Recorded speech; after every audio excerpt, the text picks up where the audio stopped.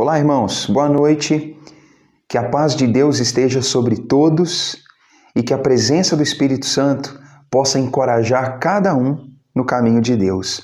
Espero que todos estejam bem e que quando a gente puder encontrar pessoalmente, o abraço que a gente der um no outro possa ser um abraço fraterno, de saudade, de gratidão e que a gente possa encontrar uns aos outros firmes na fé.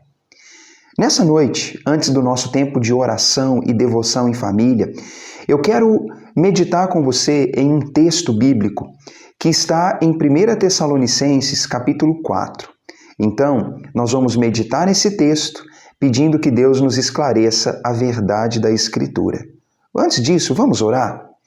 Deus, obrigado, Pai, pela Bíblia, obrigado pelo conhecimento, obrigado, Pai, por tudo que o Senhor tem feito.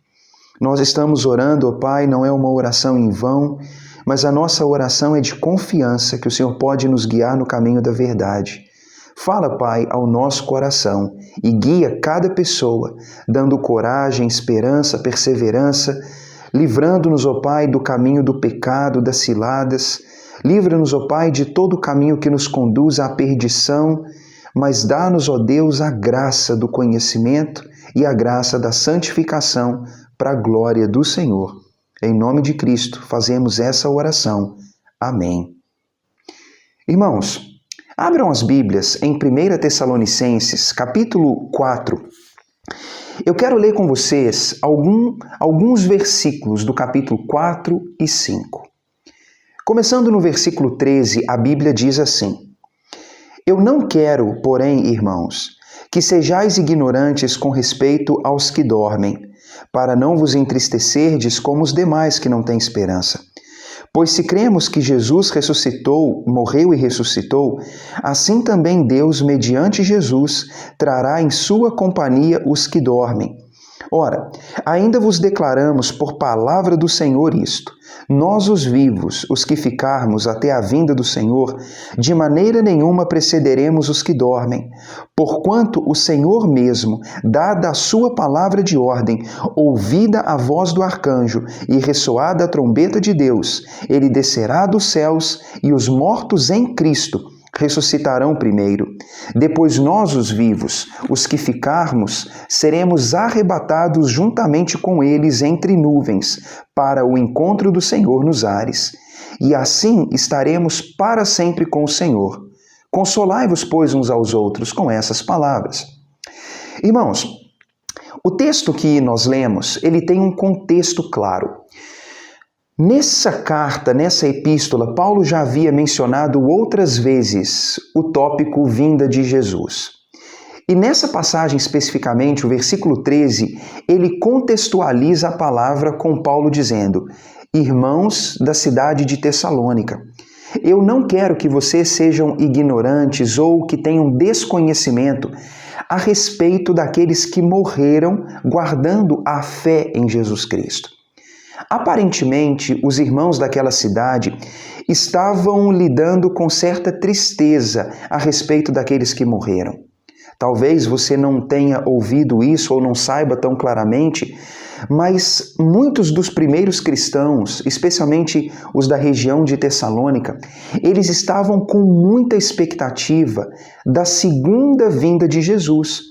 Cristo havia morrido, ressuscitado há algumas décadas ou poucos anos antes, mas eles estavam com aquela palavra de Cristo que prometia o seu retorno tão viva no coração e na mente, que eles estavam desapegados, despreocupados com o trabalho, despreocupados com a riqueza, despreocupados com as posses da vida, porque eles queriam esperar o retorno de Cristo.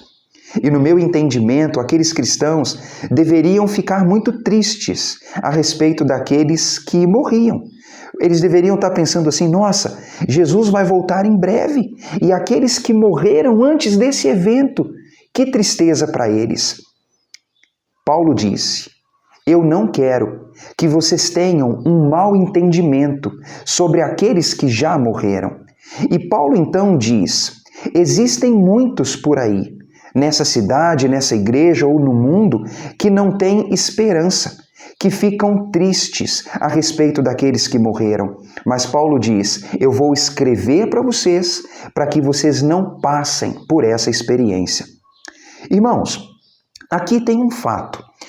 A morte ela é uma coisa terrível na nossa história. Na pregação de domingo passado, eu falei sobre isso no texto de Coríntios. Como que a morte, ela costuma ser uma grande nota triste e a nota de frustração da existência humana. E muitas pessoas têm medo, pavor, quando pensam na própria morte. Mas muitos têm muita ignorância a respeito desse assunto. Inclusive cristãos, inclusive pessoas que têm vivido pela fé em Jesus Cristo, têm vivido com desconhecimento e com alguma nota, alguma pontinha de desespero e realmente de desesperança. Mas nessa noite eu quero dizer para vocês o seguinte: a Bíblia ela tem uma mensagem clara e eu não quero ser nem alarmista nem conformista. Quando eu uso essas duas palavras, vocês devem estar pensando: o Tiago está usando joguinho de palavra. Mas pensem comigo. No cenário que nós estamos vivendo, muitos estão alarmados demais, preocupados demais, ansiosos demais.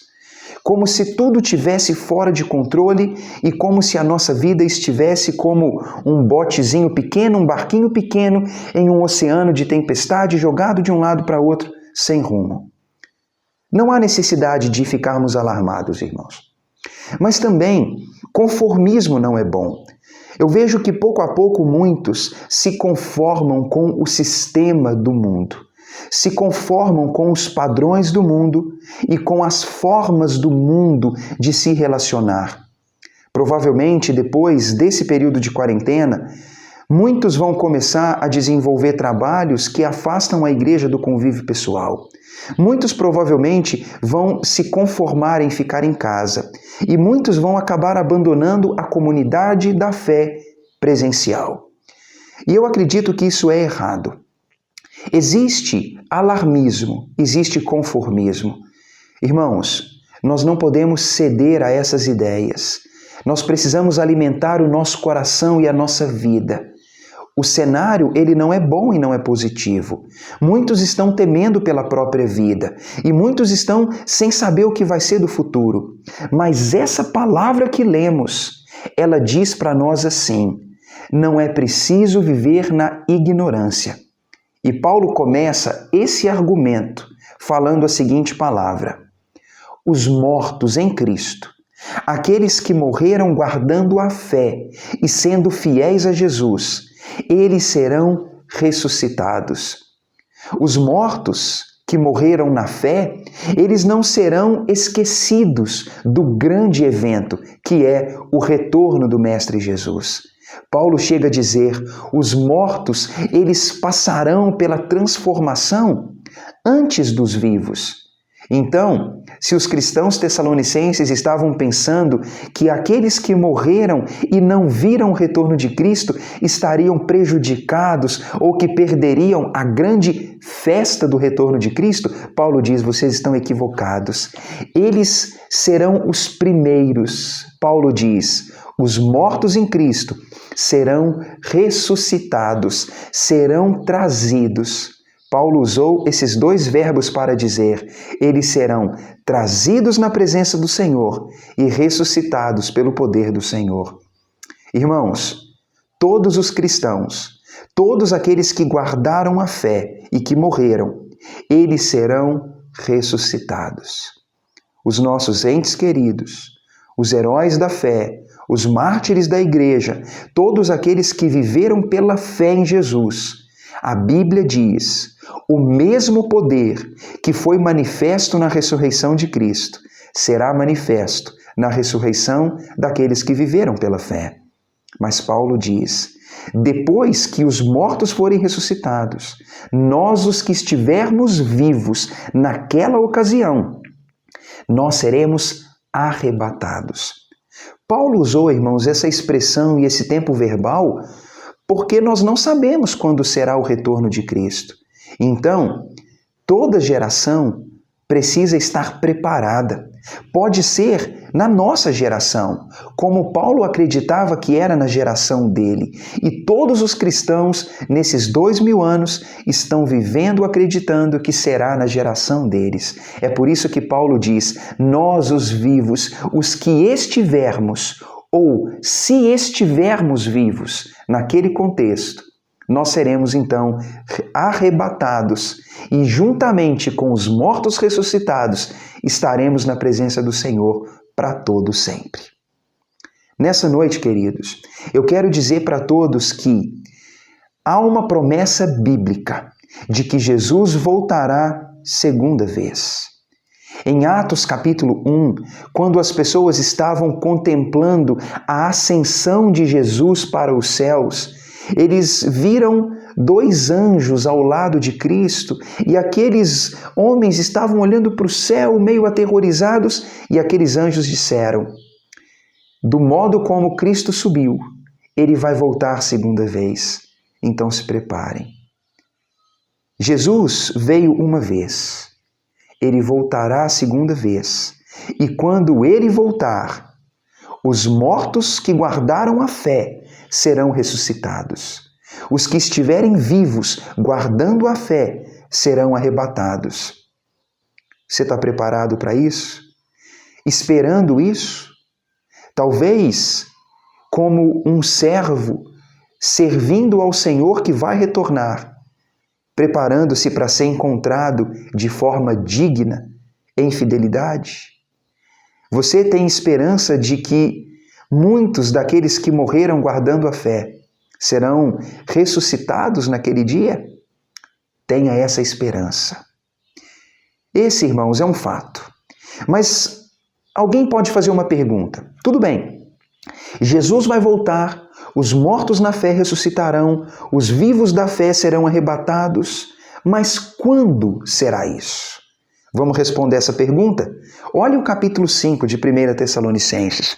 O texto diz assim, no capítulo 5, versículo 1 fala, irmãos, com respeito aos tempos e às épocas, não há necessidade de que eu vos escreva, pois vós mesmos estáis inteirados de que vocês estão inteirados com precisão de que o dia do Senhor vem como um ladrão de noite.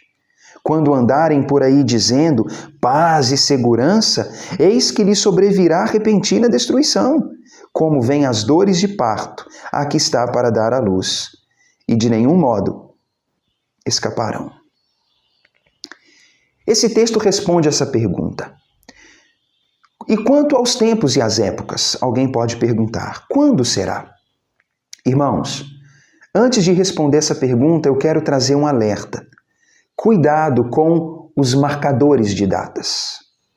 Cuidado com aqueles que estão dizendo, é agora, é hoje, é amanhã. Cuidado. A Bíblia dá sinais que indicam proximidade. A Bíblia não dá sinais que indicam a ocasião e o momento exato. O que a Bíblia nos permite é ver que o dia está próximo, mas a Bíblia não dá nenhum sinal, nenhuma data específica, de modo que alguém possa dizer é hoje, amanhã ou daqui a um ano. Cuidado com todos aqueles que estão por arrogância ou por espiritualidade elevada marcando datas. Isso é perigoso. Paulo disse que, com respeito ao tempo, não há nem necessidade de insistir nesse assunto, porque o retorno de Cristo será inesperado, assim como é inesperada a chegada de um ladrão na casa de qualquer pessoa. Nós não sabemos quando isso acontece.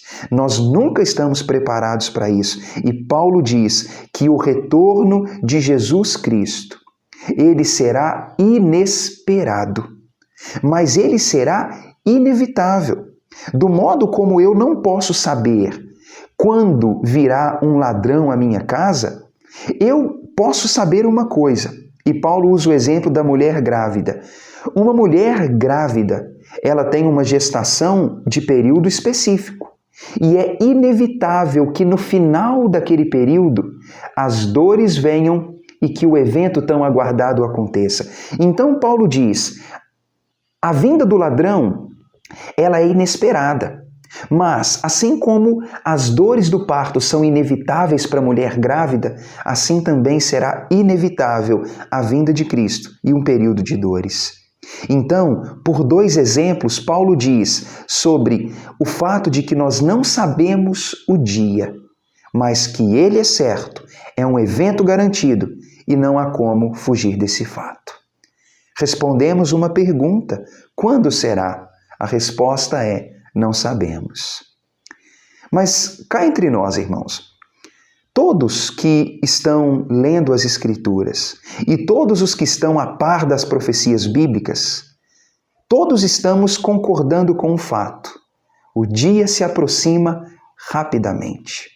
Eu, particularmente, nesse período de quarentena, tenho tentado ler as Escrituras e tentar estudar um pouquinho as profecias sobre o retorno de Cristo e sobre os fins dos tempos. Nós já estamos nos fins dos tempos. Atos capítulo 2, Pedro menciona isso, como diz aquele texto. Nós já somos essa geração. Mas quando será de fato o retorno de Cristo? Quando será a manifestação do homem da iniquidade que 2 Tessalonicenses fala? Quando tudo isso acontecerá? Nós não sabemos. Mas eu creio, irmãos, que o tempo se aproxima rapidamente e que nós precisamos estar preparados. Embora não saibamos quando, o apelo sincero da Bíblia é o meu apelo sincero, queridos, se preparem, estejam atentos. E o texto que nós vamos continuar a ler, ele fala sobre isso. Olhe comigo, o versículo 4 em diante. O texto diz: vocês, irmãos, não estão em trevas, para que esse dia, esse grande evento, vos apanhe de surpresa. Porquanto vós todos sois filhos da luz e filhos do dia, nós não somos da noite nem das trevas. Assim, pois, não durmamos, como os demais dormem. Pelo contrário, vigiemos e sejamos sóbrios. Ora, os que dormem, dormem de noite, e os que se embriagam, é de noite que se embriagam. Olha como Paulo, irmãos, faz uma abordagem interessantíssima. Ele diz assim, nesse período de expectativa a respeito do retorno de Cristo, que culminará com a ressurreição dos mortos e com o arrebatamento dos vivos, os que guardaram a fé, esse evento ele tem uma data que nós não sabemos qual, mas é um evento inevitável.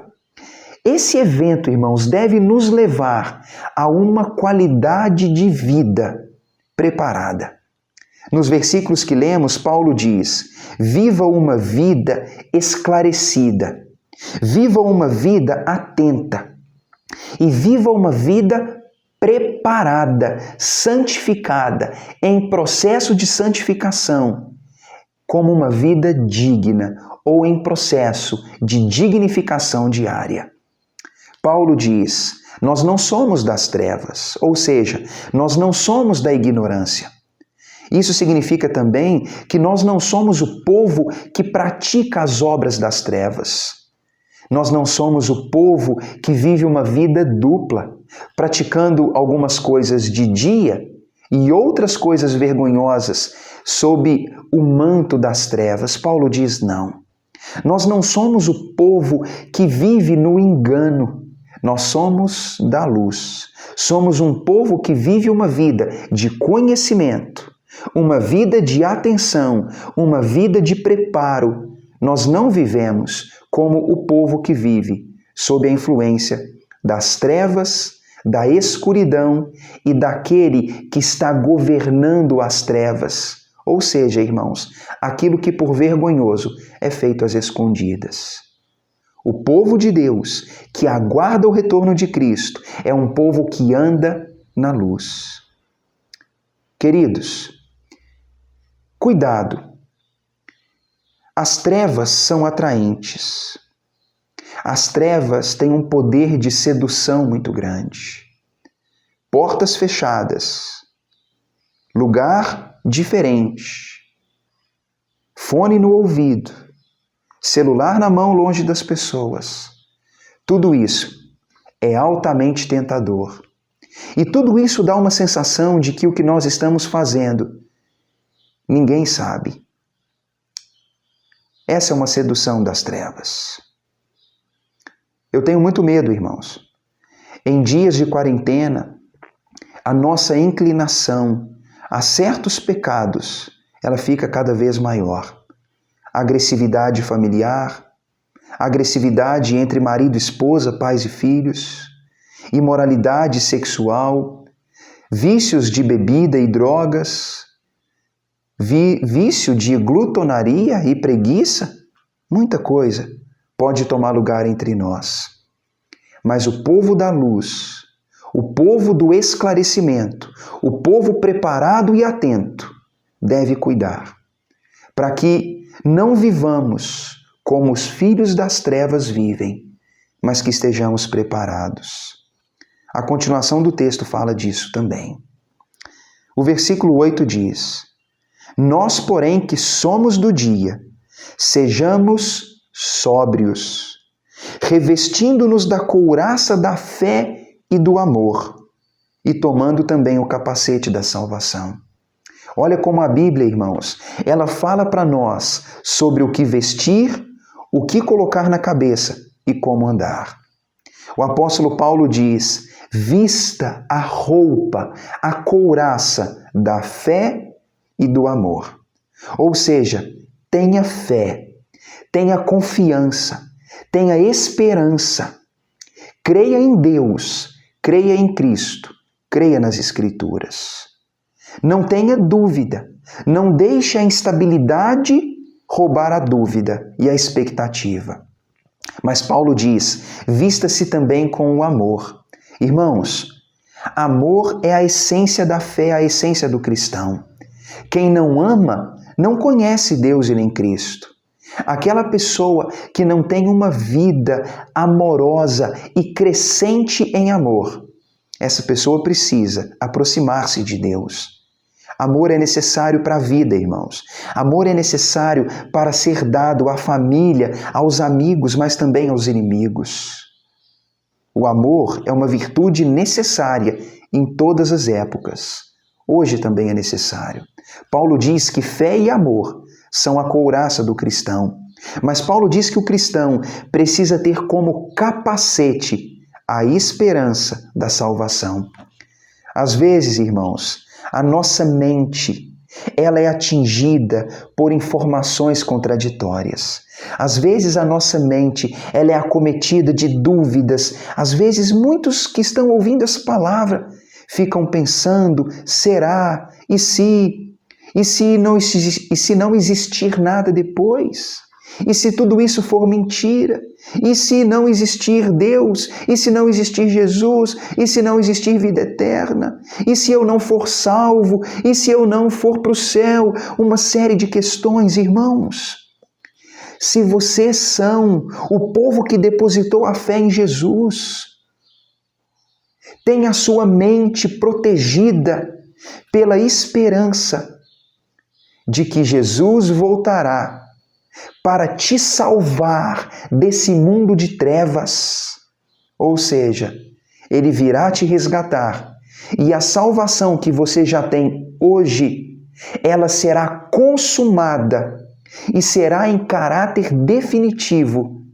E você verá que não apenas pode viver esperando, mas que você desfrutará do novo corpo, da presença de Cristo e de uma vida que jamais acabará na presença do Senhor, porque o texto que lemos diz: nós os vivos seremos arrebatados e estaremos para sempre com o nosso Senhor. Existiria algo melhor que isso? Irmãos, nada pode ser melhor do que a presença de Deus. Nada pode ser melhor do que viver na companhia do Cristo. E sabe de uma coisa? Não é pelo medo do inferno. Não é pela curiosidade de ver como será. A esperança mais preciosa é viver na presença de Deus, é viver na presença de quem nos redimiu. Essa é a coisa que eu tenho esperado mais. E eu creio, irmãos, que todos devem esperar isso. Vistam o amor e a fé. Protejam a cabeça com a certeza da salvação. Mas como o versículo disse, andem em sobriedade. Andem em sobriedade. Sobriedade é diferente de impulsividade. É diferente de instabilidade. É diferente, irmãos, de explosão. Sobriedade é a característica de alguém que pisa com cautela e que olha com atenção a tudo que está em redor e que procura viver de forma equilibrada. Sejam, irmãos, sóbrios. Infelizmente, nosso mundo é um mundo onde não há sobriedade. O alcoólatra não é sóbrio. O viciado em drogas não é sóbrio. Aquele que vive em pecados ocultos não pratica sobriedade. Pessoas que não estão vivendo sob domínio próprio não vivem em sobriedade. O nosso mundo é um mundo de altos e baixos. E o tempo todo, irmãos, nós lutamos com isso. Porque nós somos dados a excessos. Cuidado. O cristão não precisa viver preocupado com esses altos e baixos, com o vai e vem, com o balanço das ondas da vida. Precisamos ter equilíbrio. Sobriedade envolve humildade. Sobriedade envolve, irmãos, humilhação. Vivam assim. O mundo não tem a ver conosco. Não tem a ver comigo nem com você.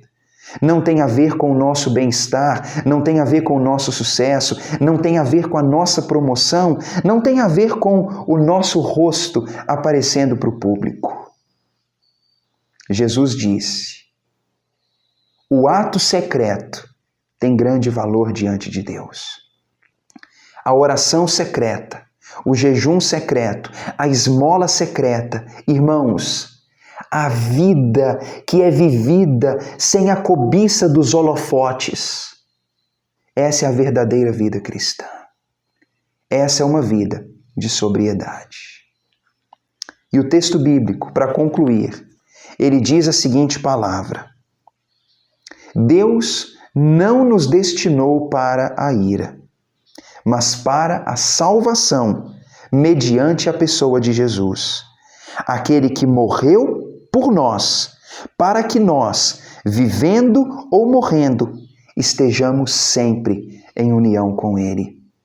Se você já creu no Cristo vivo, porque Ele não está morto, se você já se humilhou e confessou seus pecados, e se você está vivendo, esperando a vinda de Jesus, meus irmãos, tenham a mente certa. Nós não somos o povo destinado à ira. Nós não somos o povo destinado ao castigo, mas à salvação. João capítulo 3 diz que aqueles que não creem em Cristo, mas se mantêm rebeldes, eles estão destinados à ira de Deus. Efésios capítulo 2 também diz isso. Nós, irmãos, nós somos o povo preparado e destinado à salvação eterna na companhia de Jesus Cristo. Lembre-se de quem você é. Não deixe o pecado roubá-lo dessa esperança. Não deixe a dúvida, não deixe o engano de Satanás e dos profetas de Satanás roubarem essa certeza do seu coração. O que vive pela fé e que vive como discípulo de Cristo é alguém preparado para a salvação. Essa noite, essa é uma palavra de consolo. 1 Tessalonicenses 4:18 disse: consolem-se uns aos outros com essa palavra. E 1 Tessalonicenses 5:11 disse: consolai-vos, pois, uns aos outros e edificai-vos reciprocamente, como estão fazendo.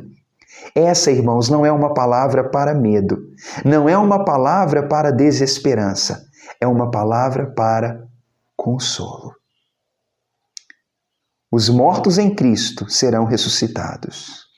Nós, os vivos, naquela ocasião seremos arrebatados. Estaremos para sempre com o Senhor.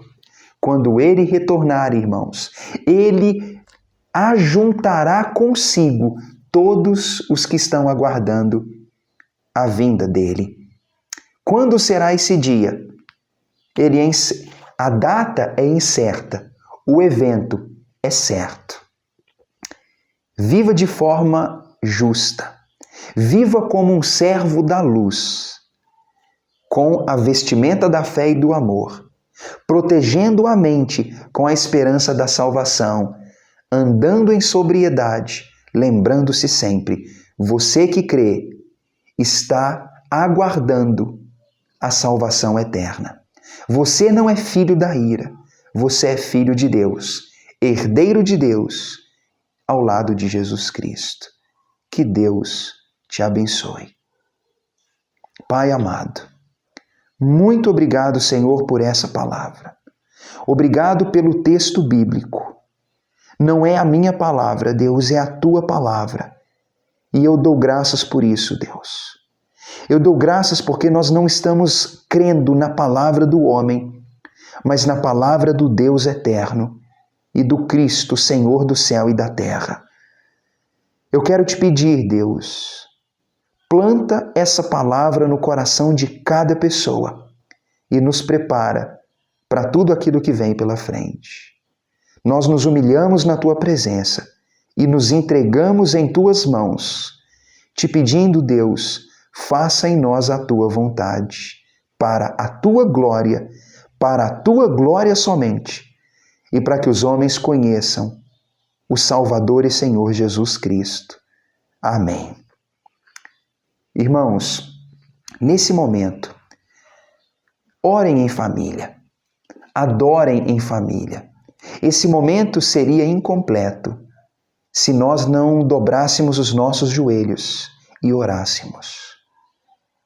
Incentive as crianças, incentive os tímidos, que todos possam orar, que todos possam clamar a Deus e receber nessa hora o consolo e receber dos céus a paz e a sobriedade para a nossa vida. Eu não sei, irmãos, quanto durará essa quarentena. Eu confesso que tenho procurado informações, tenho perguntado pessoas e eu ainda não sei. Mas o que eu sei é, precisamos nos reunir logo que for possível. A igreja tem que viver em relacionamento pessoal, calor humano. Hebreus capítulo 10 diz, não deixemos de congregar. Pelo contrário, advirtamos uns aos outros, ainda mais quando vemos que o dia do retorno de Cristo se aproxima. Irmãos, ouçam o que esse texto diz. À medida em que o fim se aproxima, a necessidade de congregar será ainda maior. Então, o relacionamento à distância, por ouvir pregação, por ter culto à distância, isso pode parecer bom, mas a comunidade da fé é a comunidade que olha no olho, é a comunidade que pega na mão, é a comunidade que fraternalmente experimenta o contato pessoal. Espero que esse dia chegue logo e que nós possamos encontrar uns aos outros, firmes na fé.